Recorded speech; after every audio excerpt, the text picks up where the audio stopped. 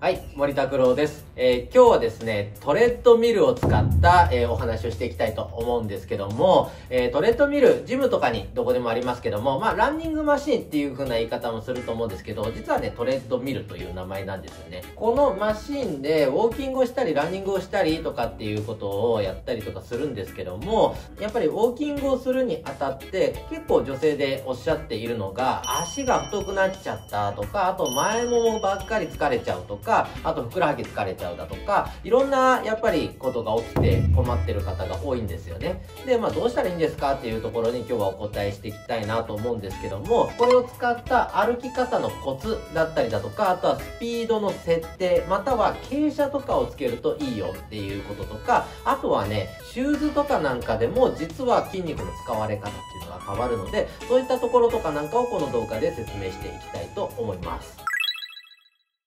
じゃあ実際にトレッドミルを使っていこうかなと思うんですけども、その前に前ももが太くなるとか、ふくらはぎが張っちゃう、ふくらはぎが太くなっちゃうっていう人の歩き方の特徴ですねっていうのをまず簡単に説明したいんですけども、歩く時ってこういう風に足が動いてくるじゃないですか。この時に体よりも足が前にたくさん行けば行くほどブレーキをかけなきゃいけなくなってくるので、その分前ももに負担がかかりやすくなってくるんですよね。なので、歩く時に足をどんどん前に振り出すんじゃなくて、実際歩く時に前に進むためには足を後ろに持っていくことによって裏ももとかお尻とかを使ってほしいんだけども、このこっちとこっちの割合で前の方が多くなっちゃう方が前ももが太くなりやすいです。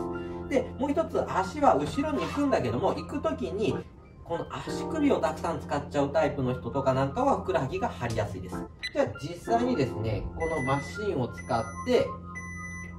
やっていくんですけども、練習をしてほしいんですね。この時にもうめちゃくちゃ遅い。これはね、速度設定1、時速1キロ。時速1キロで歩くことがないと思うんですけど、こんなスローになってきます。で、大体ランニングマシン、トレッドミルとかっていうのは、こういう横のサイドにこういうバーみたいなのがあるので、これを持ちます。で、これで持ってちょっと肩を下げるような感じで体をちょっと体重浮かしてあげるんですね。で、その時に足が前に出ちゃう人とかが、あ、私こんなに前に出てるんだっていうのが分かってくるので、そうならないようになるべく体の近くで、かかとから一生懸命つこうとせずに、なるべくフラットにつくような、こういうゆっくり歩く練習をしてみましょう。で、体支えてるので、後ろに行ったりだとか、前に行き過ぎたりとかもしないので、体を固定したまんまで、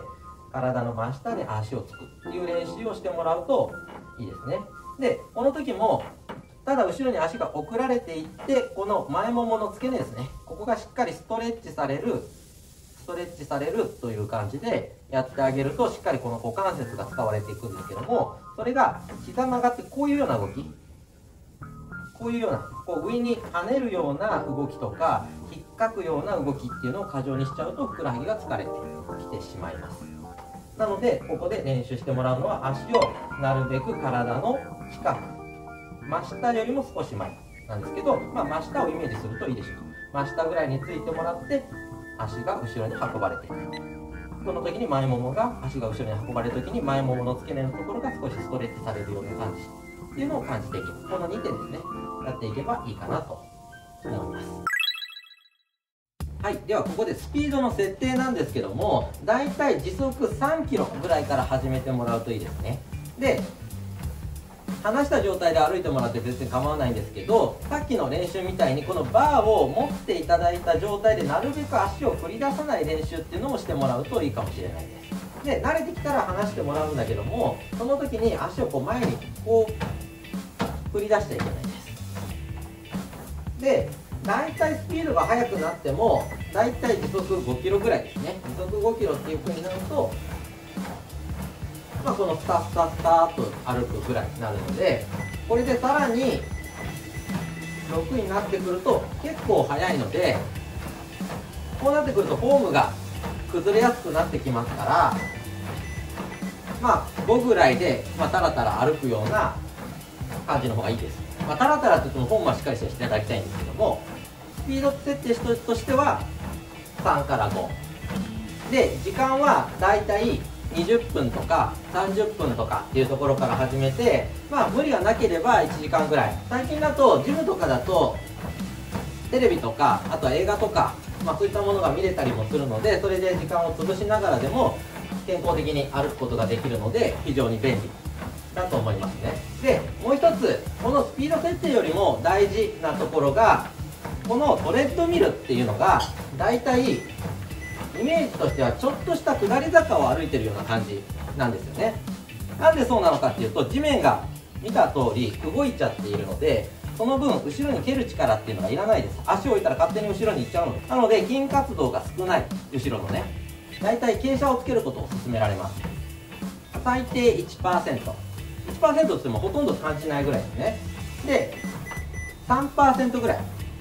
1から 3% ぐらいの傾斜をつけていただくと、後ろに蹴ろうとする力がだんだん出てきます。だったら傾斜 3% にして速度5にしたらって思うかもしれないですけど、それが初心者やっちゃうと、今度は前ももじゃなくてやっぱりふくらはぎが疲れ始めるんですよね。蹴る力がやっぱ強く出てきてしまうので、傾斜3の、速度5にすると、で僕はなんてことないですけども、結構筋力がない、普段運動習慣がない人とかなんかは膝下でふくらはぎを使ってグッグッて足首でふくらはぎ使って歩いちゃう傾向があるので、こういう方とかなんかは傾斜をもうちょっと緩くして 1% ぐらいか 2% ぐらいまでにした方がふくらはぎの負担は減ってくると思います。理想としては傾斜をつけてお尻とか裏ももが使えるようになるのが理想なので、最初は1からいって次 3% でっていう、だいたい 3% ぐらいまで徐々に上げていくという感じで、決してふくらはぎが疲れないようにしてもらう方がいいですね。前ももが疲れやすい人は傾斜を少しつけてあげると前ももの負担が減るっていうことと、今度は反転して後ろが使えるようになった分ふくらはぎに来ちゃうよっていう方は傾斜をもうちょっと、低めにしてあげる。あとは歩き方ですね。引っかくような歩き方じゃなくて、足を後ろにしっかり送っていくというような歩き方をしていただくといい。今日はさらに靴のお話をしていきたいと思います。トレッドミルを使わなくても普段歩くときはじゃあどうしたらいいのっていう時に、実は靴を選び方でもももが太くなったりふくらはぎが太くなったりっていったところにアプローチすることができるんですよね。で、この靴なんですけども、これが一般的な実はランニングシューズの作り方で、かかととつま先